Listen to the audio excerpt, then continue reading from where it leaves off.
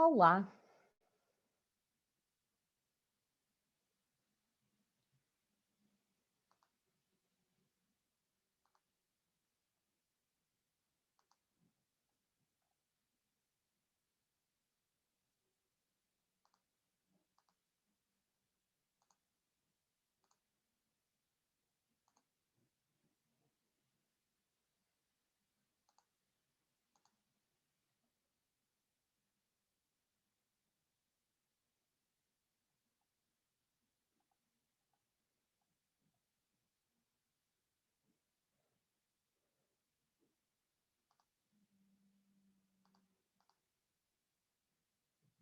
De procedimentos e gestão de voluntariado, no âmbito de uma pós-graduação dupla de recursos humanos e da economia social.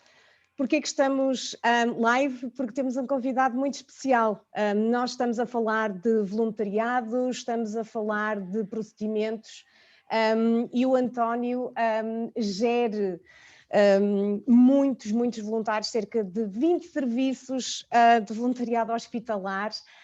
E quem é o António que nos vai falar agora? O António é licenciado em Economia e com mestrado em Gestão de Serviços em Saúde e especialização em Gestão Hospitalar. Não poderia vir mais a propósito. Trabalhou durante 12 anos na banca, nas áreas comerciais e do retalho, no marketing e comunicação, no BES e no BPI. É um empreendedor, é um homem que não é de causas sociais e está à frente do voluntariado na Liga Portuguesa contra o Cancro no Sul. António Rosa, muito obrigada por estar aqui connosco. Vai-nos falar dos desafios que enfrenta neste grande empreendimento que é a gestão de voluntariado na Liga Portuguesa contra o Cancro.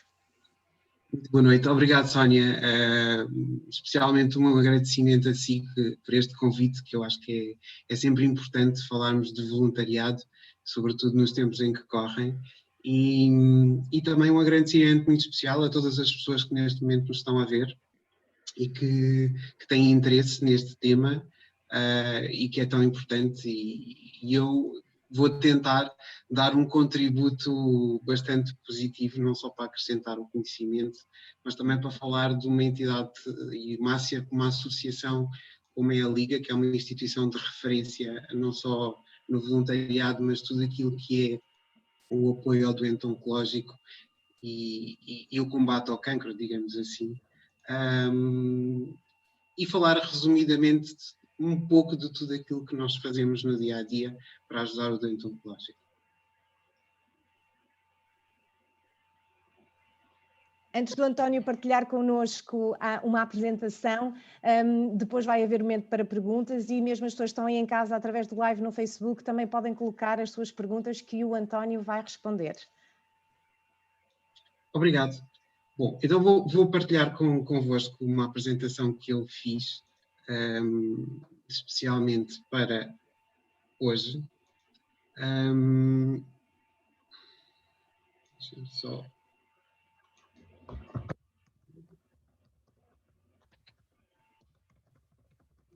Julgo que conseguem ver.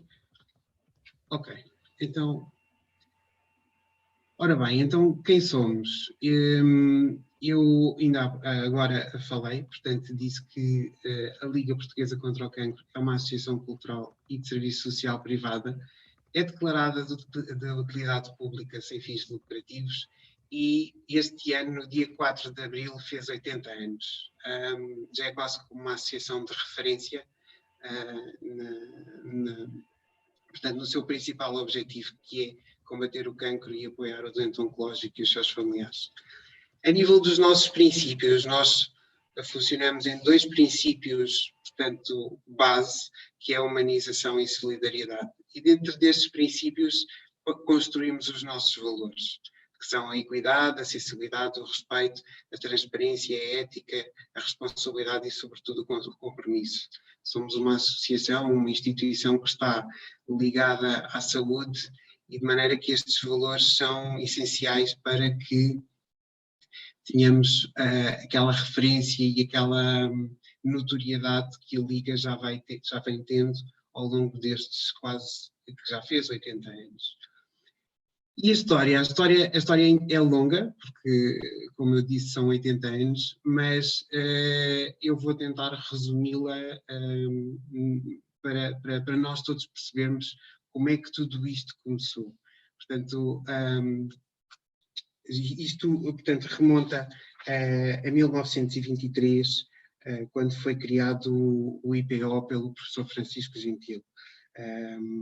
Nesta altura havia uma grande necessidade, sobretudo decorrente do grande flagelo social do final do século XIX, começaram a aparecer muitos casos de cancro, e em 1927 nasceu o primeiro pavilhão central do IPO em Lisboa. E passado algum tempo, duas senhoras beneméritas que eram muito atentas a este tipo de acontecimentos, uma delas chamada Messia Mozinho de Albuquerque e a Condessa de Mursa, eram duas pessoas da alta sociedade muito influentes que olharam para esta questão do cancro e da necessidade que havia e criaram em 1931 a primeira comissão particular de luta contra o cancro.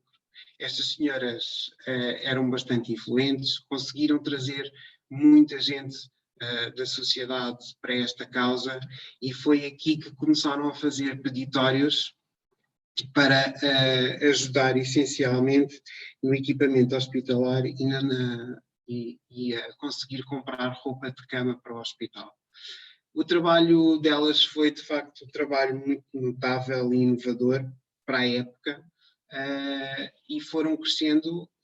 Esta comissão ganhou uma notoriedade muito grande e, pelo grande trabalho que fizeram, o professor Dr. Francisco Gentil sugeriu que, quase 10 anos depois, se constituísse a Liga Portuguesa contra o Cancro. Portanto, haver aqui uma constituição oficial. E foi a 4 de abril de 1941 foi constituída a Liga, que não parou por aqui, continuou a crescer cada vez mais, e havia realmente uma necessidade de levar este trabalho que estas senhoras iam fazendo, e depois todos os voluntários que entraram para a Liga, não só na zona de Lisboa, mas também por todo o país. E foi aí que em 1965 houve uma necessidade portanto, da constituição dos 5 núcleos regionais que a Liga tem hoje em dia. Ou seja, temos o Núcleo Regional do Norte, o Núcleo Regional do Centro, o Núcleo Regional do Sul, que é onde nós estamos, portanto, que é quase meio Portugal, o Núcleo Regional dos Açores e o Núcleo Regional da Madeira.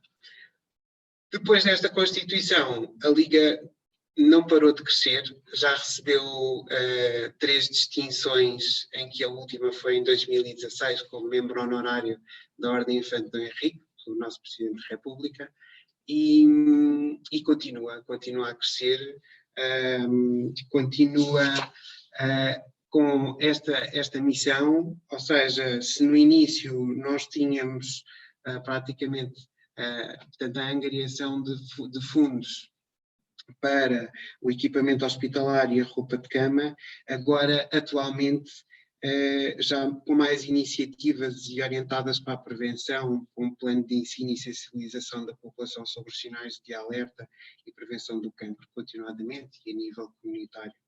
Portanto, foi um crescimento grande, sustentável e que de facto tem feito a Liga chegar cada vez mais longe e ajudar cada vez mais doentes. Como é que nós estamos estruturados? O Núcleo Regional do Sul, como eu disse, é praticamente meio Portugal, tem uma estratégia de crescimento baseada portanto, na diversificação de pontos da Liga por todo o núcleo. Ou seja, nós temos a nossa sede em Lisboa, portanto no IPO, e aqui a ideia era realmente poder fazer chegar aquilo que nós fazemos, portanto o nosso propósito, fazer chegar a todos os locais que nós pudéssemos chegar, nomeadamente as capitais de distrito e algumas cidades. Temos uma direção com 9 membros voluntários e depois temos as chamadas delegações e grupos de apoio.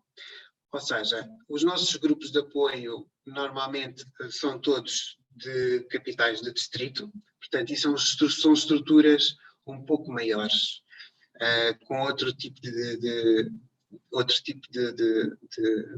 estrutura a nível de voluntários, de valências que têm e apoio que dão. Depois temos as delegações, que são estruturas mais pequenas, em que as coordenações de uns e de outros são feitas por coordenadores voluntários, e agora ainda temos estruturas mais pequeninas, que são as extensões, que já temos uma extensão em Silves e outra extensão em Monforte, que têm como seus associados um grupo de apoio, mas são estruturas ainda mais pequeninas que as delegações.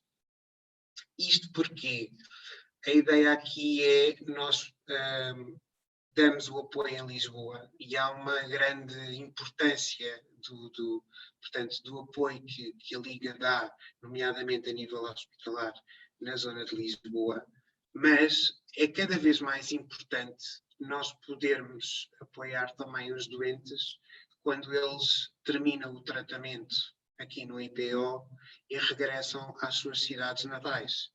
Porque é aqui que muitas das vezes existe uma dificuldade muito grande da reinserção portanto, dos sobreviventes no âmbito familiar e da sociedade. É o trabalho destes voluntários, destes grupos de apoio, que vão ajudar a que estes doentes possam novamente reinserir-se na sociedade e na comunidade, não só a nível familiar, mas de amigos, profissional. Portanto, há um acompanhamento permanente. Eu já vou explicar como é que isto depois acontece. A nível das nossas 4 áreas de missão, ou seja, como eu já referi anteriormente, portanto, a Liga tem 4 áreas de missão, que é o apoio ao doente oncológico e à família, a prevenção primária, a prevenção secundária e a investigação e formação em oncologia. Portanto, a primeira área, que é a área de apoio ao doente oncológico e à família, que é a que eu estou a gerir atualmente, portanto, comporta tudo aquilo que são os apoios e os serviços de apoio que nós temos para o doente. Portanto, temos o voluntariado hospitalar, temos os movimentos de entreajuda, o grupo de autoajuda, a psico-oncologia, o apoio jurídico, o apoio social e a linha cancro. Aqui a ideia é realmente nós termos cada vez mais uma oferta de serviços capaz de chegar ao doente nas suas mais diversas necessidades. Eu já vou explicar um pouco daquilo que são cada um destes serviços, mas a ideia é ele sentir-se confortável em poder-nos abordar e nós podemos ajudar em cada uma das áreas que é mais habitual haver essa necessidade. Depois temos a prevenção primária. A prevenção primária é tudo aquilo que está relacionado com a educação para a saúde. Portanto, temos a sensibilização para a prevenção, não só portanto, com a alimentação, o tabaco, com a pele e o HPV, que são aqueles tipos de cancro que, enfim, que são mais recorrentes e onde esta prevenção a nível da população mais jovem tem mais efeito. Portanto, eles, desde muito pequenos, se forem educados no sentido de terem uma alimentação mais cuidada, portanto, não aderirem ao vício do tabaco, a proteção da pele com o sol e os problemas com o HPV, é mais fácil depois chegarem a adultos e terem hábitos saudáveis. Pronto. E depois temos um dia pela vida, que são, portanto, eventos que nós fazemos sempre em prol da prevenção primária. A prevenção secundária é feita depois posteriormente, portanto, e neste momento, onde é que nós estamos mais em força? É no rastreio do cancro de mama. Portanto, temos também o diagnóstico precoce do cancro cutâneo, e neste momento a Liga é a instituição que é responsável a nível nacional pelo rastreio do cancro de mama, e que é uma importantíssima área de missão que nós temos. Depois temos a investigação e a formação em oncologia. Portanto, nós financiamos bolsas de investigação em oncologia e damos apoio à formação de técnicos em saúde. Ou seja, os médicos, nós não queremos só combater o cancro, mas também queremos que os médicos possam ter condições para fazer as suas investigações, portanto, de certa forma, ajudarmos da maneira que conseguimos a que todos estes especialistas possam contribuir para o descobrimento de novas terapêuticas e novas formas de tratar o cancro. Depois, a nível de voluntariado, agora que já falei um bocadinho da Liga e que já têm uma ideia mais ou menos do que é a Liga, o voluntariado é uma das áreas, uma das maiores áreas que a Liga tem, e na minha opinião a gestão de voluntariado não é nada mais nada menos que uma gestão comportamental com recurso à inteligência emocional. E vocês já vão perceber porquê. É toda uma gestão que eu acho que deve ser feita de uma forma muito cuidada, com um tratamento muito específico, porque gerir pessoas talvez possa ser a coisa mais complexa que existe.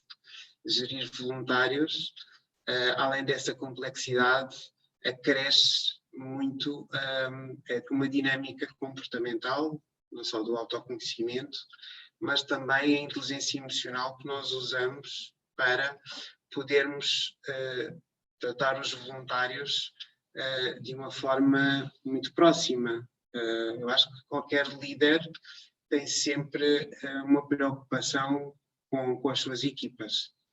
E por mais que nós tenhamos capacidades inatas de liderança, ou que as técnicas de gestão que utilizamos sejam técnicas eficientes, se nós não tivermos uma inteligência emocional ligada a toda esta gestão, muito provavelmente as coisas irão falhar em muitos pontos do percurso. E o voluntariado tem que ser gerido de uma forma muito particular, muito sensível, e é isso que nós fazemos aqui. A nível do voluntário, ser voluntário, porquê ser voluntário? Isto é uma das perguntas que eu acho que há muita gente que se coloca em certas e determinadas alturas da vida, que querem ser voluntários. E há múltiplas razões porque é que as pessoas querem ser voluntárias. Uma delas é essencialmente a retribuição ou a gratidão por algo que aconteceu e que, positivo ou menos positivo, e que sentem que têm a partir daquela altura têm essa missão. Portanto, querem retribuir pelo bem que receberam, muitas vezes por uma cura de uma doença, ou por alguém de família que partiu e sentem que têm esse dever de o fazer. Mas também pode ser por uma questão de aprendizagem. Portanto, as pessoas podem querer aprender algo de novo, descobrir um mundo novo e, sobretudo, conhecer diferentes realidades. Explorar o autoconhecimento também é um dos motivos, e muitas das vezes até ter uma visão do mundo, porque fazer voluntariado, quer seja um voluntariado hospitalar ou um voluntariado comunitário, a própria experiência de ser voluntário já é uma experiência que nos leva a explorar as nossas potencialidades, muitas vezes a testar os nossos limites, a termos uma visão do mundo muito diferente, porque normalmente nós temos uma visão do mundo, a nossa pessoal, a nossa profissional, e se calhar uma visão próxima daqueles que se relacionam connosco. E a experiência do voluntariado é uma experiência completamente diferente e que muitas das vezes nos leva, se calhar, à conclusão que as relações que nós temos, as nossas relações humanas, são muito mais valiosas do que aquilo que julgávamos. Até mesmo esta questão, esta pandemia que ainda estamos a viver, eu acho que é uma prova forçada de que muitas vezes a materialização ou o bem-estar que nós temos com certos e determinados bens que nós compramos acaba por ter uma validade muito curta. Aquilo que nos alimenta são as relações que nós temos uns com os outros. E o bem que nós fazemos ao próximo, a contribuição que damos para a comunidade, e que estarmos fechados em casa, em prisão domiciliária, como já tivemos praticamente, acaba por ser um corte da nossa liberdade e quase que contra a natura, contra a nossa maneira de estar e de ser e de nos relacionarmos uns com os outros. E, sobretudo, também para melhorar a comunicação. O voluntariado é ótimo para nós podermos experienciar diferentes níveis de comunicação. E não falo só da comunicação verbal. O voluntariado tem muito de comunicação corporal. E é isso que nos traz toda uma riqueza, não só porque depois a maior parte dos voluntários são de áreas completamente distintas, portanto, e isso também constitui a riqueza do voluntariado, mas sim porque nós aprendemos a comunicar de muitas maneiras. Mesmo muitas das vezes estar em silêncio é uma comunicação fantástica para quem realmente precisa de um apoio que muitas vezes não carece de palavras. Portanto, são estas as razões que levam muitas pessoas, ou a maior parte das pessoas, a quererem ser voluntárias. E a nível depois da gestão aqui, portanto, na Liga, portanto, todo e qualquer voluntário, nós temos um sistema muito criterioso e muito rigoroso a nível de seleção e recrutamento de voluntários, porque eu quando costumo dizer nas formações que a maior parte das vezes as pessoas não sabem qual é a distinção ou o que é ser voluntário ou a distinção entre voluntário e ser solidário. Porque ser solidário, se calhar quase todos nós sabemos ser, ou sabemos o que é. Ser voluntário é diferente. Ser voluntário é ser solidário, mas de uma forma institucionalizada e profissionalizada. E isto acresce com o facto de vestirmos a camisola ou nos identificarmos com a instituição onde queremos fazer voluntariado, que é muito importante. Aliás, esse é o primeiro passo, é nós sentirmos que temos uma afinidade, que temos um interesse, que temos uma ligação com uma determinada instituição. E depois é ser solidário de acordo com as regras, de acordo com a missão, de acordo com a visão e de acordo com a estratégia, portanto, de atuação dessa instituição. Por isso, o nosso processo de seleção e recrutamento passa por algumas fases.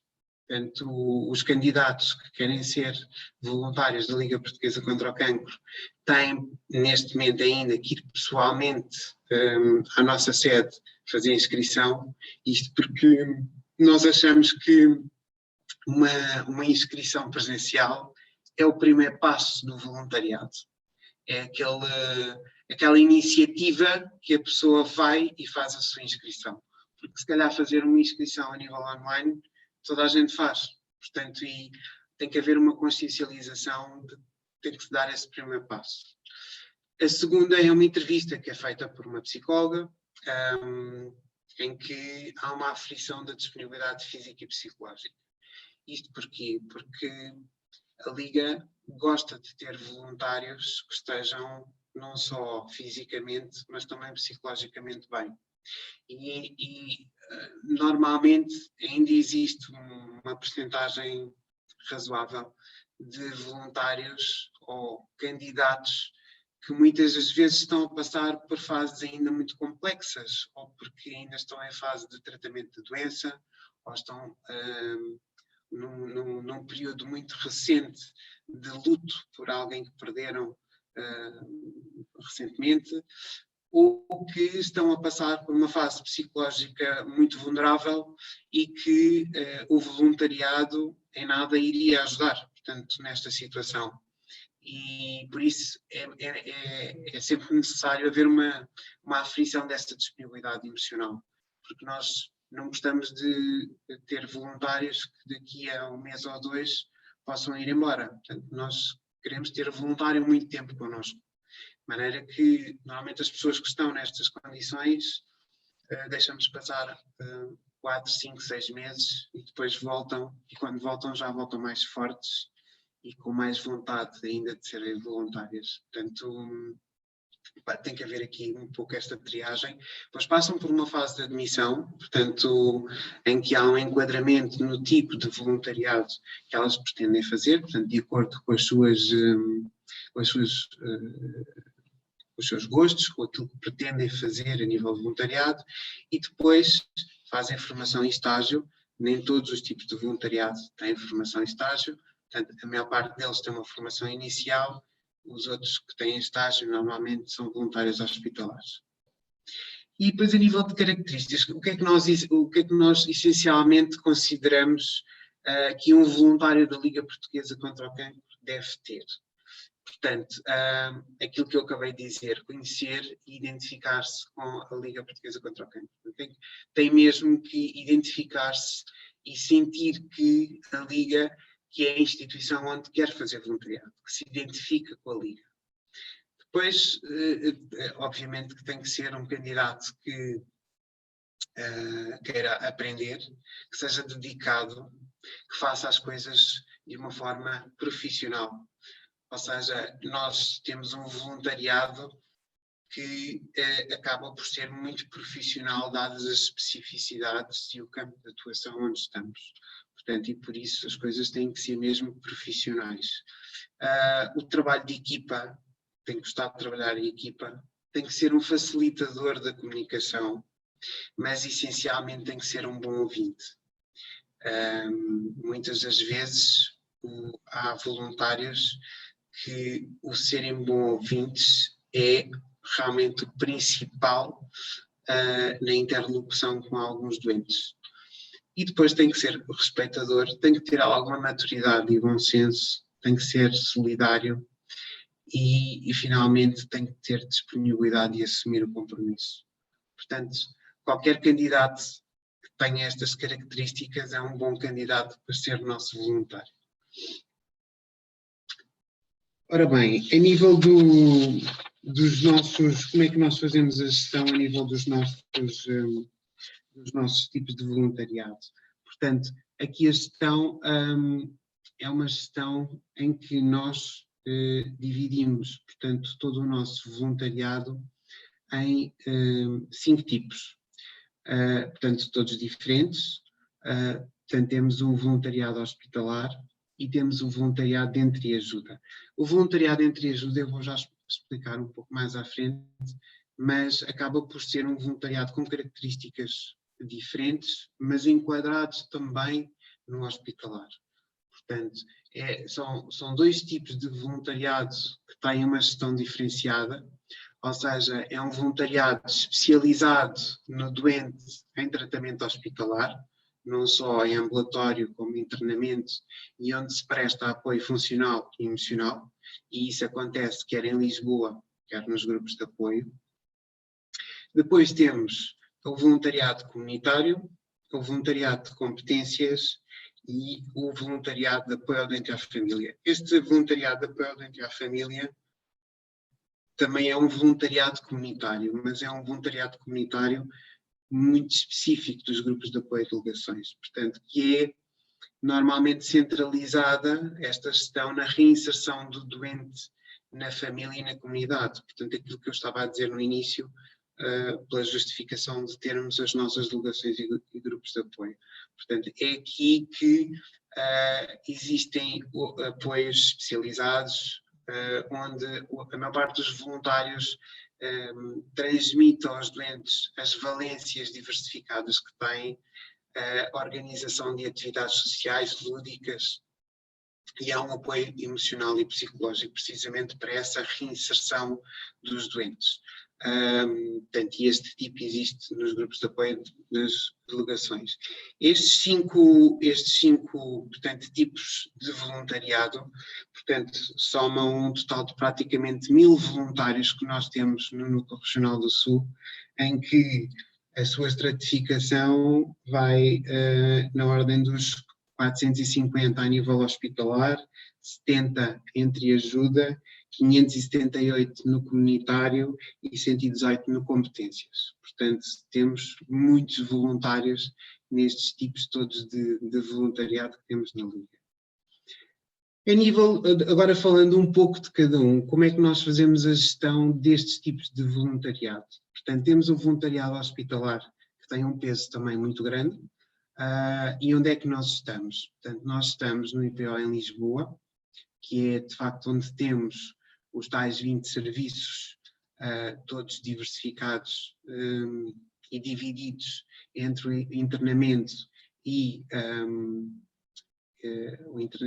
o ambulatório. Depois temos Santarém, temos o voluntariado hospitalar, o apoio às refeições e a visita do movimento Vencer e Viver no Hospital Distrital de Santarém, em Évora, no Hospital do Espírito Santo, portanto com o café com leite e a visita do movimento Vencer e Viver, e em Beja, no Hospital José Joaquim Fernandes, com o café com leite e a visita do movimento Vencer e Viver. Em Lisboa temos estes serviços todos, que vocês veem neste slide. São muitos, mas todos eles representam uma forma de ajudar e apoiar o doente.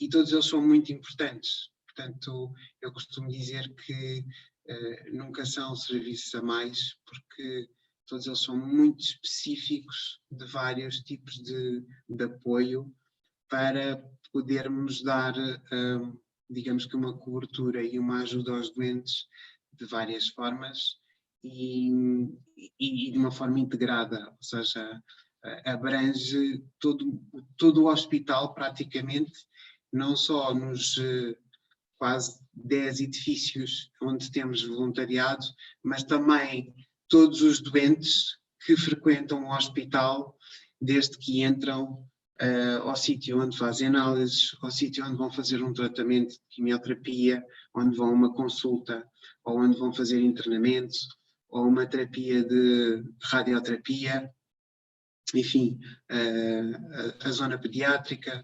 Portanto, temos serviços que, de facto, estão em qualquer lado destes a ajudar os doentes.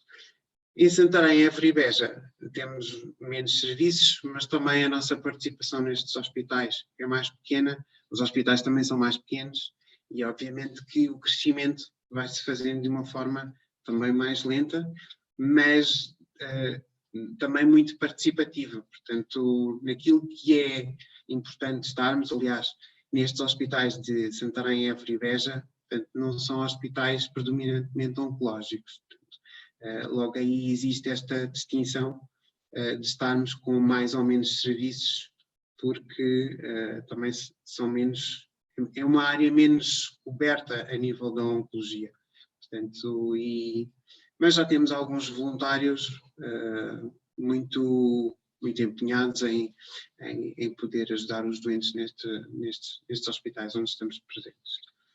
Depois, temos os movimentos de entreajuda, que eu disse que realmente também eram enquadrados no voluntariado hospitalar, mas tem aqui uma diferença, é que é um voluntariado específico para o apoio emocional e material efetuado por voluntários com experiência.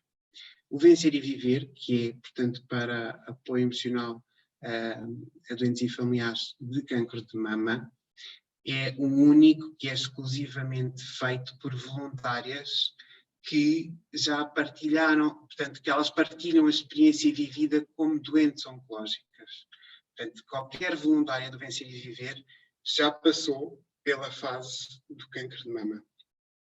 o Movaplar, que é o movimento da pessoa laringectomizada, é misto, ou seja, tem voluntários que já passaram pela doença e tem outros voluntários que não passaram.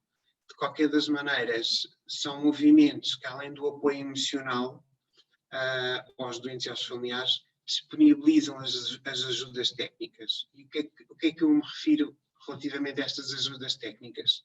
As próteses mamárias, no caso do Vencer e Viver, os sutiãs de contenção. Nós temos, nas próteses mamárias, temos as próteses definitivas, mas temos umas próteses de algodão, que são as primeiras próteses que as doentes podem usar, que são feitas pelas nossas voluntárias da costura. Depois temos todo o material técnico de apoio aos laringectomizados, quando têm, portanto, o estoma e que precisam realmente de produtos técnicos para fazer a sua higiene e a sua manutenção. Portanto, são movimentos muito importantes. Depois temos também aqui o MAP, que é a pessoa ostomizada. E este apoio, normalmente, como é muito técnico, é feito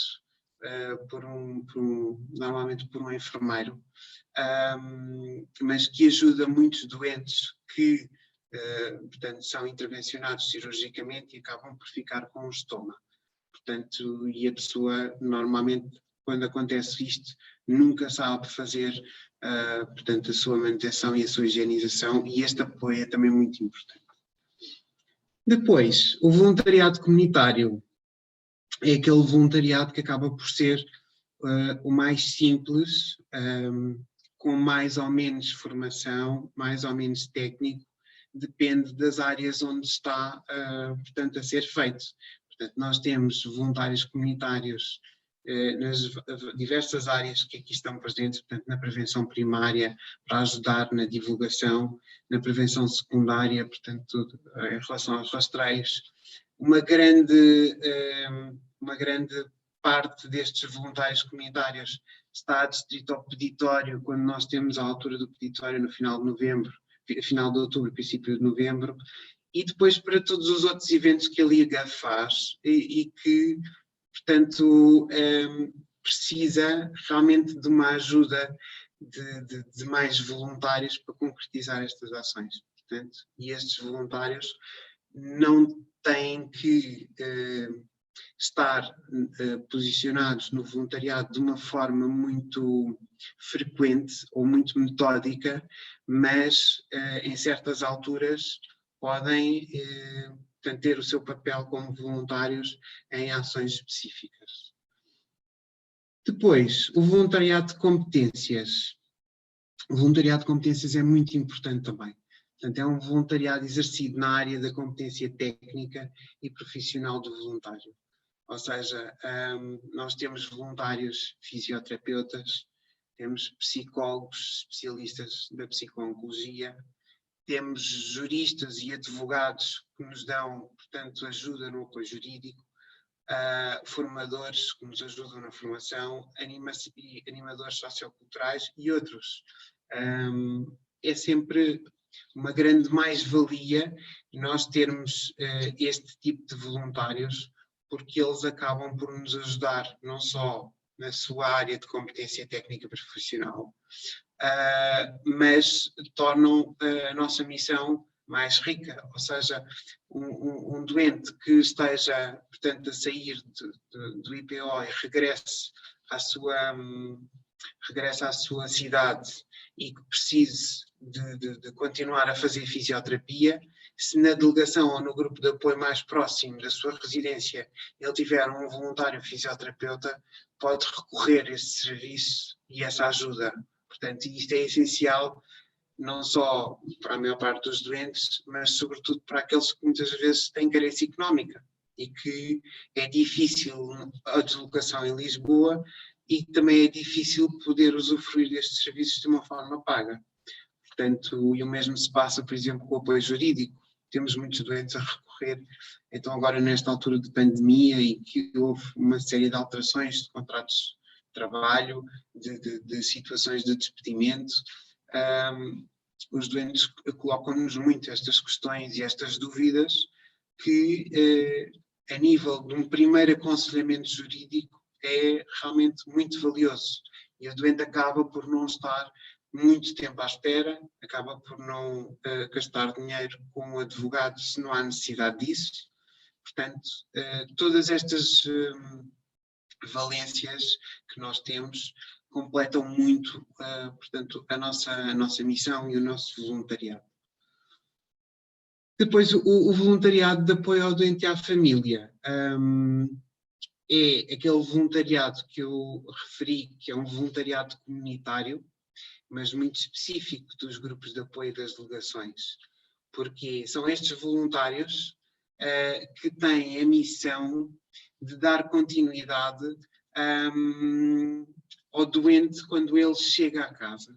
Ou seja, eles acolhem o doente na delegação e no grupo de apoio, informam as valências que existe, portanto, na rede de ajudas locais, entregam ou vendem o material específico e envolvem e motivam na participação de atividades lúdicas. Ou seja, nós nas delegações e nos grupos de apoio temos todas estas atividades que vocês veem em vermelho, o reiki, as sessões de beleza, a costura, a meditação, o mindfulness e por aí fora, que torna as nossas delegações tão ricas neste apoio e que fazem esta conexão com o doente de forma a ele sentir-se novamente uma pessoa integrada, não só socialmente, mas também a nível familiar. E por fim, isto acaba por ser aqui o meu slide principal e é obviamente que a mensagem final que vos deixo, que a melhor gestão de voluntariado acaba por ter 3 pilares principais. E é essa que eu tento usar todos os dias, portanto, na minha função, que é, sobretudo, o voluntariado precisa de motivação. Portanto, acompanhar e dar apoio permanente. Um líder, um gestor de voluntariado tem que estar permanentemente ao pé dos seus voluntários. E é isso que eu tento fazer. Quando eles estão, portanto, em serviço, onde quer que estejam, eu tento sempre, ao máximo, poder estar ao pé deles, perceber o que é que acontece, compreender as suas dificuldades, promover o espírito de equipa e de entreajuda, tentar ter uma comunicação cuidada e de muita proximidade com eles e, sobretudo, consciencializá-los da causa. Não só a eles, mas também a mim, como líder da equipa.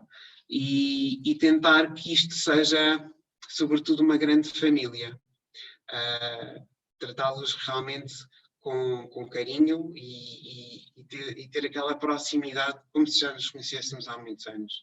E isso vai fazer com que o voluntário depois tenha, por si só, o outro pilar, que é o compromisso. Ou seja, há aqui uma tridimensionalidade. O voluntário, um bom voluntário, tem um compromisso não só com a instituição, mas também com o doente e consigo próprio.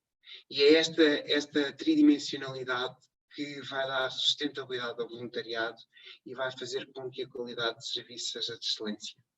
E obviamente que depois existe da nossa parte o outro pilar, que é o reconhecimento formal ou informal.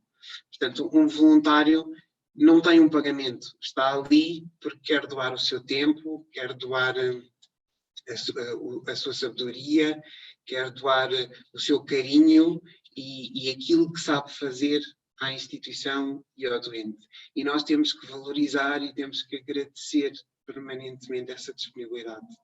Porque, apesar das pessoas muitas vezes terem uma disponibilidade bastante grande, elas também têm que se sentir muito acarinhadas e têm que perceber que nós valorizamos a presença delas no voluntariado, que nós lhe damos muito valor e que a envolvemos em atividades institucionais e sociais. Ou seja, elas têm que sentir que fazem parte desta família, elas e eles, e que nós cuidamos tão bem delas e deles como se fossem nossos familiares. Portanto, a ideia de gestão acho que passa um pouco por aí.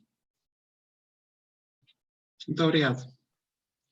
Muito obrigada, António, por partilhar connosco mega tarefa de gerir tantos voluntários em tantas áreas tão diversas não é? na vossa organização, na Liga Portuguesa contra o Cancro e no Núcleo Regional Sul. Este é o momento das perguntas. Quem faz a primeira pergunta? Ou podemos começar pela segunda? Eu, como sempre, posso avançar, não é? Isabel. Então, eu ia pegar quase nestas últimas palavras que disse e num pormenorzinho que foi a questão do elas, e eu queria perguntar, efetivamente tem mais voluntários do sexo feminino do que masculino, certo? E isso deve ter uma razão. Tenho. Isso é assim, às vezes acaba por ser um defeito que eu cometo, não menosprezando todo o respeito e todo o carinho que tenho pelos meus voluntários homens, mas de facto as mulheres estão em dominância porque representam cerca de, neste momento, entre 60% a 70%. Portanto, dos voluntários. Nós temos uma média de idades já avançada, portanto, a média de idades anda quase a tocar os 58 anos. Temos voluntários de uma certa idade. A minha voluntária mais velhinha em termos de idade tem 95 anos, e ainda se mexe lindamente pelos corredores do hospital. A mais antiga em termos de liga, que fez este ano 60 anos de liga, também já vai fazer quase 90 anos. E eu acho que isto tem uma explicação, é que o voluntariado da Liga não é um voluntariado que se possa fazer assim, tipo entrar hoje, fazer 3 meses e sair. É um voluntariado muito personalizado, que tem uma formação ainda prolongada. Normalmente o voluntário entra, portanto faz a admissão, faz a formação, portanto formação inicial, formação hospitalar, entra em estágio, está em estágio praticamente 7 a 8 meses, e depois então é que se torna um voluntário efetivo. Portanto, até lá anda sempre muito acompanhado por um orientador de estágio, porque nós queremos realmente que os voluntários sejam de qualidade.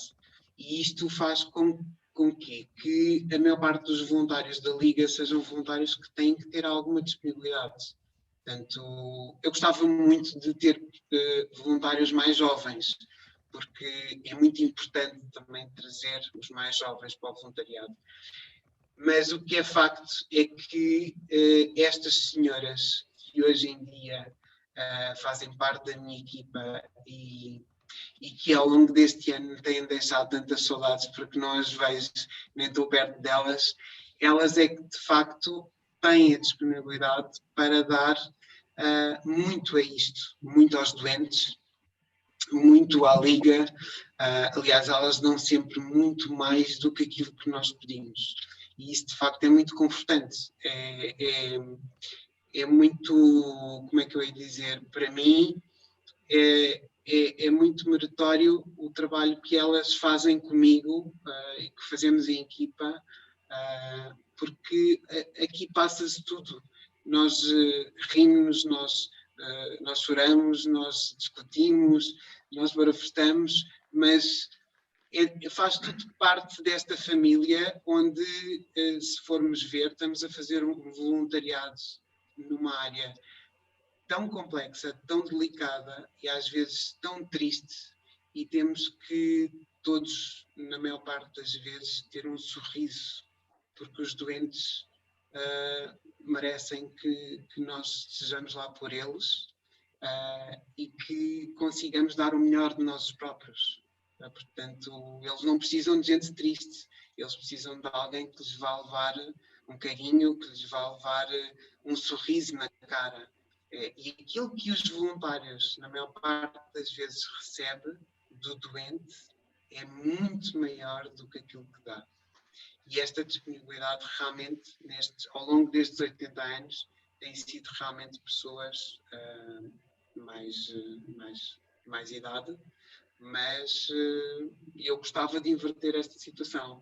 Eu gostava realmente de ter voluntárias mais jovens, mas também se compreende que esta dedicação à Liga também já impera que que a pessoa já esteja familiarmente estável, portanto que já tenha alguma disponibilidade para, naquele dia da semana, poder fazer um turno de 3 horas e assumir esse compromisso. Poder levá-lo de uma forma sustentável e de longo prazo. Nós não temos um voluntariado que possa ser feito a curto prazo, pelo menos para já. Ainda não descobri a fórmula para que isso possa ser feito de uma forma mais curta. Boa noite a todos. Eu peço desculpa de interromper, mas ia agradecer a todas as pessoas que nos assistiram via Facebook a presença delas e as partilhas feitas, e dizer que teremos novas oportunidades para novas aulas abertas. Nós, entretanto, vamos continuar em sala para fazer mais umas perguntas, mas vamos terminar a nossa aula aberta por aqui, agradecendo a todos e até uma próxima oportunidade. Obrigado, eu. João. Obrigado, António. Sónia. Agora, obrigada, António. Nós aqui dentro, eu tenho perguntas, se eu puder fazer. Senhora professora, posso fazer? Com certeza. Eu tenho por várias razões. Para já, o António tocou em vários pontos que me parecem importantes sublinhar, seja por via da importância da Liga Portuguesa contra o Cancro, seja pela doença em si, seja de algumas coisas que foi aí que me parecem importantes reter até aqui para os alunos. Primeiro,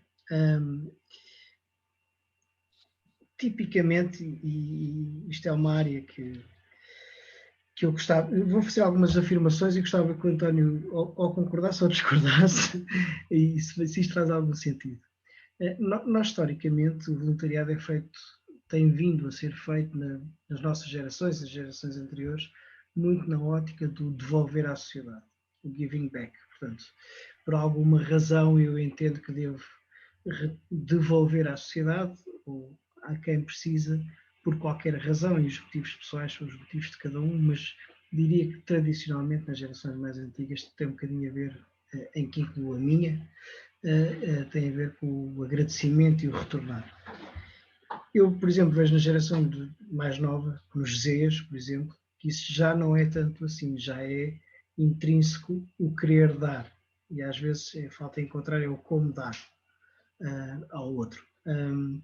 Isto é um ponto. O outro ponto que me parece importante é que o António focou algumas coisas que eu e a Sónia às vezes falamos sobre isto quando estamos a preparar os temas, ou quando estávamos a preparar os temas, as aulas, etc.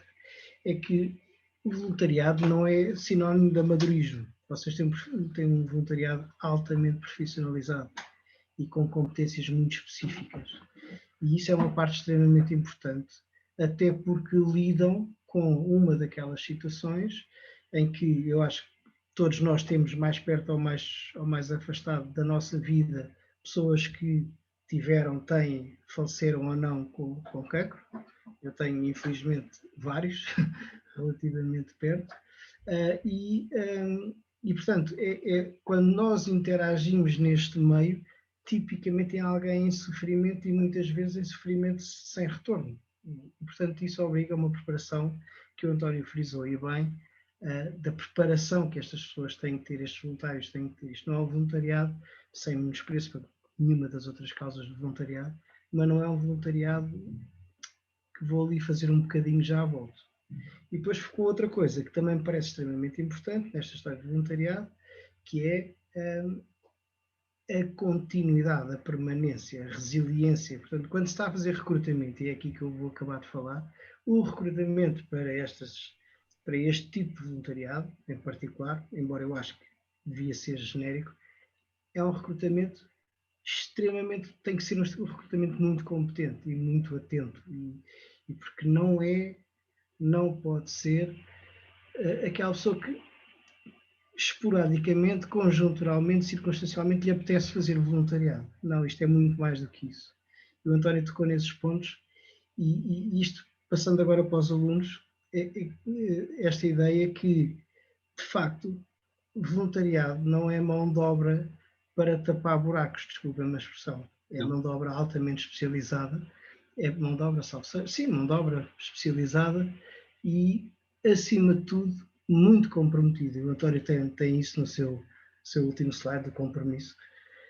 E pronto, e já falei os pontos que achava mais importantes de que me saltou da sua apresentação, que lhe agradeço imenso, obviamente, mas acho que era importante, se calhar, frisar eu gosto muito de sublinhar isto, o voluntariado não é um hobby, ponto número 1, e não é uma coisa que se faz só porque sim, só porque hoje me apetece, é muito mais do que isso. É assim, eu, pegando na sua primeira questão, relativamente aos jovens de hoje em dia estarem mais informados, efetivamente estão. Isto porque há uma pressão da sociedade, e nomeadamente já, portanto, nas nossas skills académicas, que é a questão de o voluntariado já constituir os vulgarmente ETCs para a conclusão de um diploma, e que realmente o aluno tem que fazer qualquer coisa de voluntariado para ter realmente um currículo aceitável ou apreciável, ou estar bem na sociedade. Isso, eu não sei se possa considerar isso socialmente correto, porque para mim o voluntariado é uma arte, um dom que as pessoas ou têm intrínseco, ou então descobrem que querem ter, ou descobrem que o estão a sentir naquele momento. Ou seja, ir fazer voluntariado só porque eu tenho que cumprir lá um skill no meu currículo, não sei se daí irá sair qualquer coisa produtiva ou com qualidade, porque eu sou muito de pormenor e sou muito de que realmente as coisas têm que ser feitas com consciência, têm que ser feitas com paixão. E o voluntariado é a arte de nós podermos doar a nossa paixão, a nossa dedicação e, eventualmente, a nossa técnica a quem precisa. E de uma forma continuada e sustentada. Ou seja, ir fazer voluntariado 3 meses ou 1 mês que seja, para poder cumprir curricularmente que aquele skill está concluído, para mim isso não é um voluntário. Pronto, é uma tarefa que é feita, que é execuível, qualquer um pode fazer. Aliás, para isso nós temos os bancos alimentares da vida e outras instituições que não são menos meritórias que a Liga e que também têm necessidade desse tipo de voluntariado. Portanto, e nós vamos e fazemos 2, 3 dias de voluntariado no banco alimentar e a nossa missão está cumprida. E é válida, eu acho que é válida. Agora, a Liga realmente tem um voluntariado muito específico, muito profissionalizado e, acima de tudo, muito sério. E esta seriedade, ou esta complexidade do nosso voluntariado implica a que haja não só uma formação muito específica, portanto, para o exercício do voluntariado, porque ao fim e ao cabo é aquilo que eu digo nas formações, os voluntários que, sobretudo os hospitalares, vão estar em contacto com pessoas que estão extremamente fragilizadas. E mesmo aqueles serviços que não têm uma especificação técnica de voluntariado, precisam de uma formação, porque às vezes uma comunicação pode piorar o estado de saúde do doente. E quando estamos a falar de uma comunicação, às vezes pode ser só o estar calado ao pé do doente. E tem que saber estar calado ao pé do doente. Portanto, há todo um acompanhamento. Um estagiário na Liga nunca fica sozinho quando vai fazer o seu voluntariado. Está sempre acompanhado pelo responsável de serviço ou por um orientador de estágio. Portanto, e isso é que também gera depois muito sucesso na qualidade e no investimento que nós pomos no voluntário. E por isso mesmo que queremos que ele não se vá embora ao final do ano. Porque é incutido na formação que este voluntariado da Liga eu quase que arriscaria a dizer, João, que isto é uma missão para a vida. E que pode eventualmente ter interrupções, porque as pessoas estão em constante mutação, ou casam, ou têm filhos, ou mudam de casa, ou de localidade, ou de emprego, e estamos sempre a sofrer instabilidades, quer materiais, quer emocionais, quer profissionais, mas o compromisso está lá, e nós até podemos aceitar que um voluntário possa se ausentar durante um período de tempo, mas a sua própria consciência lhe diz que aquela sua missão continua à espera, e quando ela não vai, há um doente que naquele momento ficou à espera dela e não teve a sua visita. Certo. Isso é determinante. Eu peço desculpa, eu não quero monopolizar isto, tenho só mais uma pergunta, porque me interessa do ponto de vista letivo, se quiser, que só remata aquilo que acabou de dizer. Eu infelizmente tenho muitas horas de IPO e, ao longo da vida, e de facto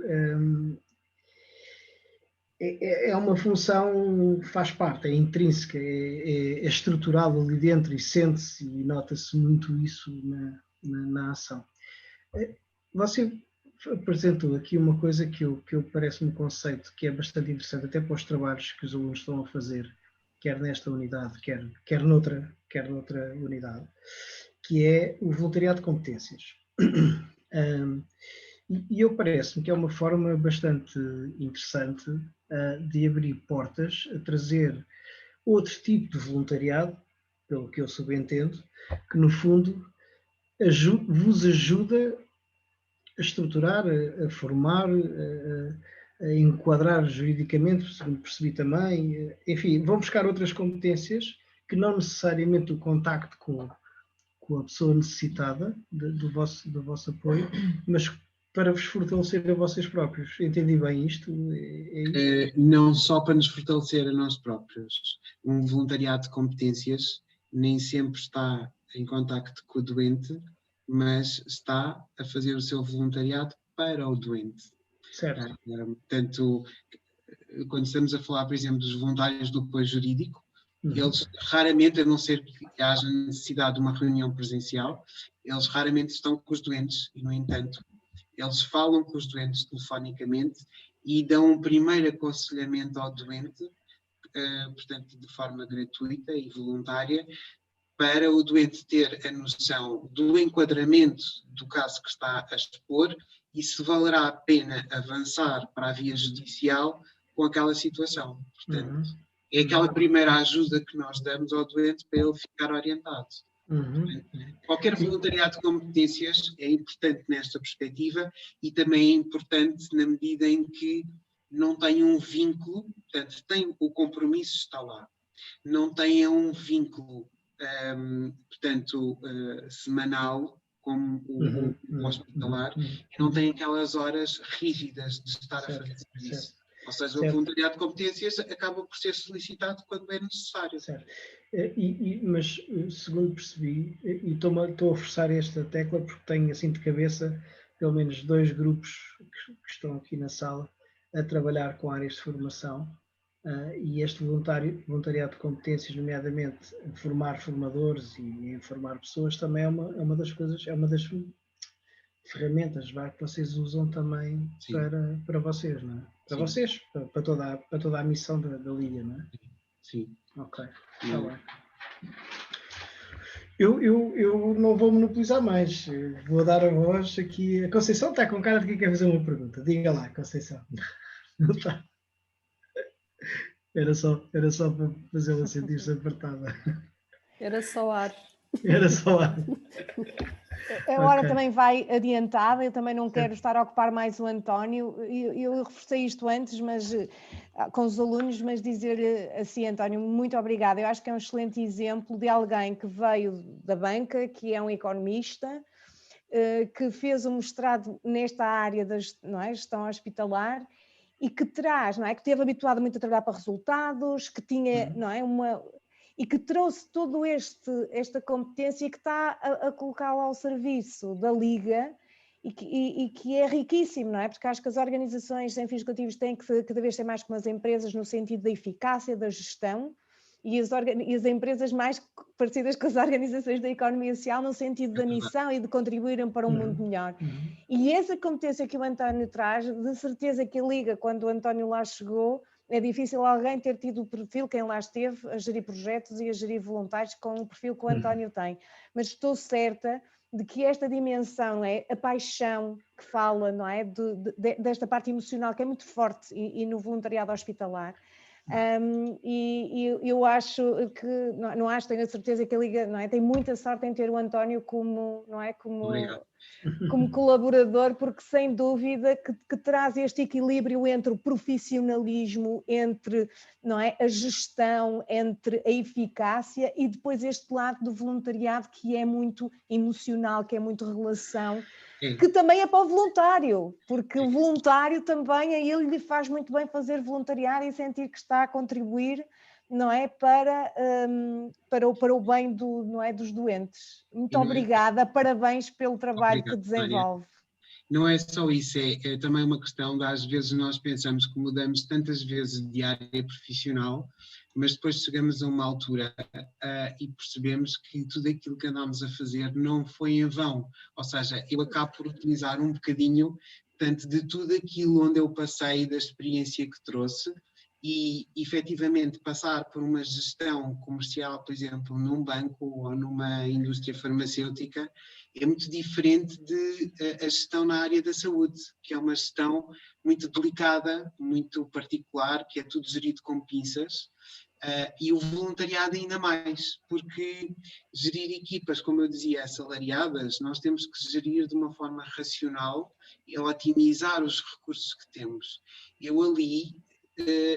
a minha preocupação não é propriamente otimizar os recursos humanos que tenho, mas sim juntar-me a eles, trabalhar em equipa. É isso que também a experiência que eu trago de trás e sobretudo do trabalho que eu fiz na parte da cirurgia cardíaca pediátrica, é poder ter à vontade para ir com os meus voluntários para o serviço e não sofrer com a doença dos outros. Ou seja, nós temos que ter a grande capacidade, e isso é uma coisa que se faz com treinamento, é óbvio, não é? Porque eu não vou dizer que nunca sofri, porque nos primeiros tempos eu sofri e eu trazia para casa muitas vezes os problemas que lá havia, mas é um treinamento que se faz e depois é um conforto muito grande nós podemos levar sempre o nosso sorriso aos doentes e poder humanizar esta doença que é tão forte, é tão marcante para tanta gente, e nós estamos lá para fazer toda a diferença. E eu acho que fazemos todos os dias. Muito obrigado. Este é um exemplo de um gestor de voluntariado apaixonado e, não é, com um profissionalismo incrível, e arrepio-me de ouvir falar, António. Eu espero manter contacto e os alunos depois, se quiserem, se o António permitir, eu posso dar o seu e-mail. Sim, claro. Pode ser? Pode. Muito obrigada. Eu posso partilhar também a apresentação que fiz. E queria só deixar aqui uma nota final. Queria deixar um beijinho para as minhas meninas do apoio às refeições que estão aqui. Uma delas é a Graça Almeida, que é a chefe do serviço do apoio às refeições, e a Eugénia, que pertence ao mesmo serviço, que é vice-responsável, e para a Sofia Carneixo, que está aqui também, que é a secretária da direção e que muito me ajuda no meu dia-a-dia, que também está aqui presente nesta aula aberta. Um beijinho grande para as três. Obrigada por este voluntariado, a vocês todos e principalmente ao António. Um beijinho muito grande. Obrigado. Obrigado a todos, António. Foi um gosto. Obrigada, Até uma próxima. Obrigada. Obrigada, boa noite.